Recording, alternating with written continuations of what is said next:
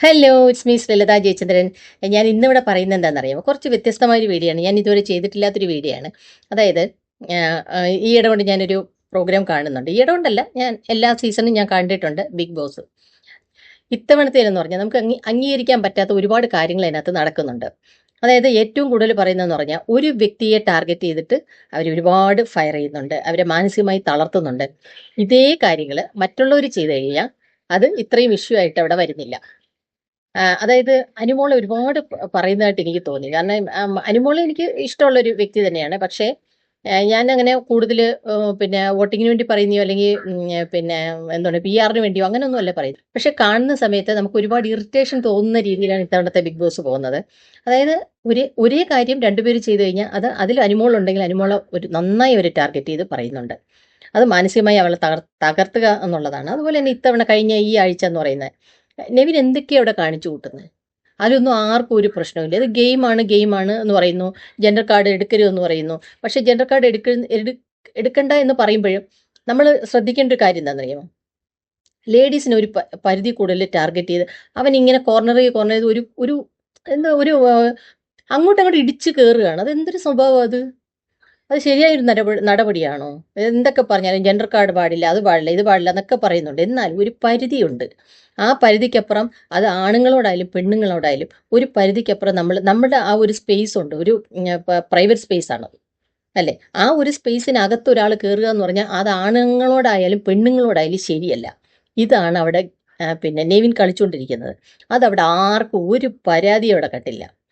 മറ്റുള്ള കണ്ടസ്റ്റൻ്റ് ആയാലും അതിനെക്കുറിച്ച് സംസാരിക്കുന്നില്ല. അതുപോലെ ബിഗ് ബോസ് ആയാലും അത് ചെയ്യരുത് എന്ന് പറയുന്നില്ല.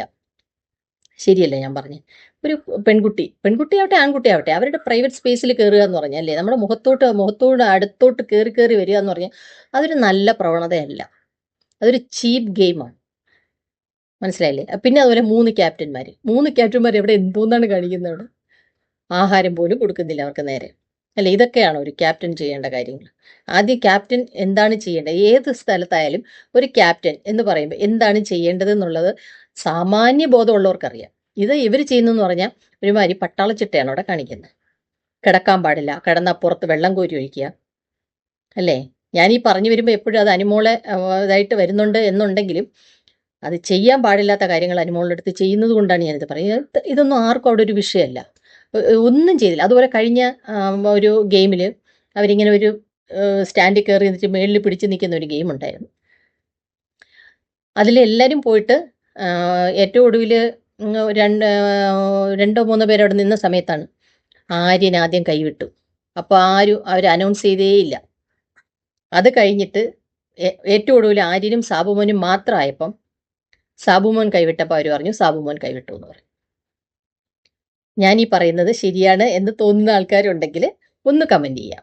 ഓക്കെ, എന്ന് വെച്ചാൽ നമുക്ക് കാണുമ്പോൾ ഒരു അയ്യെന്ന് തോന്നുന്ന കുറച്ച് സംഭവങ്ങൾ അതിനകത്ത് നടക്കുന്നുണ്ട്. അപ്പോൾ ആദ്യം ആര്യൻ കൈവിട്ടപ്പോൾ വിഷയമല്ല, രണ്ടാമത് സാബുമോൻ കൈവിട്ടപ്പോൾ അത് അനൗൺസ് ചെയ്യുകയും ആര്യനെ വിന്നറായിട്ട് പ്രഖ്യാപിക്കുകയും ചെയ്തു. അതൊരു ശരിയായിട്ടുള്ളൊരു കാര്യമായിട്ട് എനിക്ക് തോന്നിയില്ല. ഞാനീ പറയുന്നത് ശരിയാണെന്ന് തോന്നുന്നെങ്കിൽ ഒന്ന് കമൻറ്റ് ചെയ്യണേ. അതിലൊന്ന് ഷെയർ ചെയ്ത് കൊടുക്കുക. കാരണം കുറച്ച് പേരെങ്കിലും ഇത് അറിയട്ടെ, അവിടെ എന്താ നടക്കുന്നതെന്നുള്ളത്. നമ്മൾ ഇങ്ങനെ കുറച്ച് പേര് പറയുന്ന സമയത്താണ് പലരും അറിയുന്നതല്ലേ. ശ്രദ്ധിക്കാതെ പോകുന്ന കുറേ കാര്യങ്ങളുണ്ട്. അപ്പോൾ ആരെങ്കിലും ഒരാളെ ടാർഗറ്റ് ചെയ്ത് ചെയ്യാനാണെങ്കിൽ അവർക്കങ്ങ് കൊടുത്താൽ പോരെ. ഇടയ്ക്ക് ഇങ്ങനെ മോഹൻലാൽ പറയുന്ന കേട്ടു, പിന്നെ നിങ്ങൾ ശരിയായി കിട്ടാൻ വേണ്ടി പിന്നെ എത്ര 300 ദിവസമോ അല്ലെങ്കിൽ 1000 ദിവസമോ നിർത്താൻ പറ്റുമോ എന്ന്. അതേ രീതിയാണ് അവിടെ ചെയ്തുകൊണ്ടിരിക്കുന്നത്. കാരണം സാബുമാൻ എന്ന് പറയുന്ന വ്യക്തി വന്ന അന്ന് മുതൽ ഇപ്പോഴും ഒന്നും ആയിട്ടില്ല. അങ്ങനെയാണ് ആൾ നിന്ന് നന്നാവും എന്നുണ്ടെങ്കിൽ മുൻഷി രഞ്ജിത്ത് മുതൽ നിർത്തിയിട്ട് ശരിയാക്കാൻ വരുന്നത്. ആദ്യം പോകുന്ന രഞ്ജിത്താണ്, അല്ലേ? അപ്പം ആളെയും വേണമെങ്കിൽ കുറച്ച് ദിവസം കൂടെ നിർത്തിയിരുന്നെങ്കിൽ ചിലപ്പോൾ കുറച്ചുകൂടെ ഗെയിമിലോട്ട് വന്ന് നന്നായി ചെയ്തേനെ, അല്ലേ?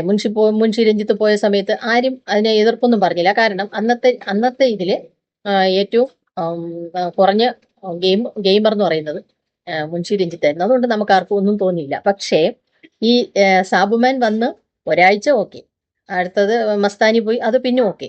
കാരണം മസ്താനി അവിടെ ഒരുപാട് വിഷയങ്ങളും പ്രശ്നങ്ങളും ഉണ്ടാക്കിയിട്ടാണ് പോയത്. അപ്പം അതുകൊണ്ട് പിന്നെ നമുക്ക് അതിനെക്കുറിച്ചൊന്നും പറയാനില്ല. അപ്പം പക്ഷെ ഇത് അങ്ങനല്ല, അല്ലേ?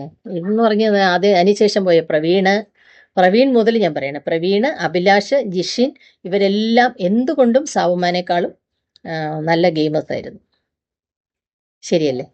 എന്നിട്ട് അവിടെ സാബുമാനെ നിർത്തി കൊണ്ടുപോവാണ്.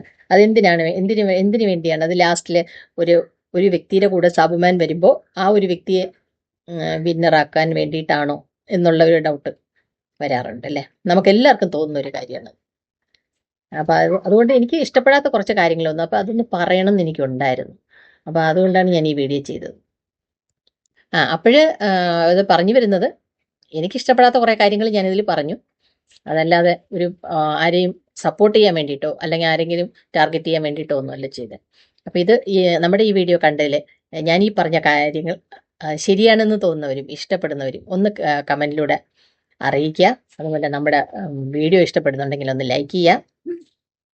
പിന്നെ മറക്കാതെ ചെയ്യേണ്ട ഒരു കാര്യമുണ്ടെന്നാണ്, സബ്സ്ക്രൈബ് ചെയ്ത് സപ്പോർട്ട് ചെയ്യുക. അതുപോലെ ലൈക്ക് ചെയ്യാനും ഷെയർ ചെയ്യാനും മറന്നു പോരുത്.